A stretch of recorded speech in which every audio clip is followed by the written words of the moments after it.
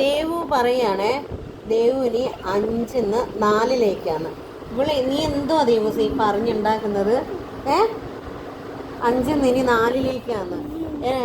അച്ഛൻ്റെ പെങ്ങളും ഗീഷയുടെ കഴിഞ്ഞ പ്രാവശ്യം ഓട്ടോയിലും കൂടെ വരുമ്പോൾ കളിയാക്കുന്നുണ്ട്.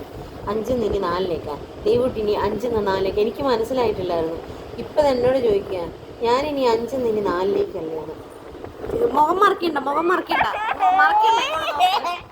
ഇങ്ങോട്ട് നോക്ക്. ഇനി നീ എത്രയിലേക്കാ?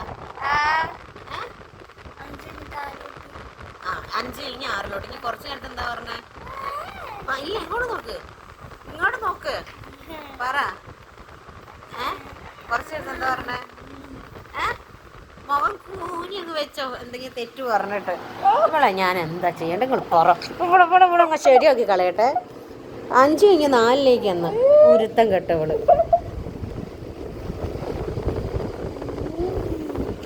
എത്ര ഇറങ്ങി മുഖം പൂത്തി നോക്കൂ.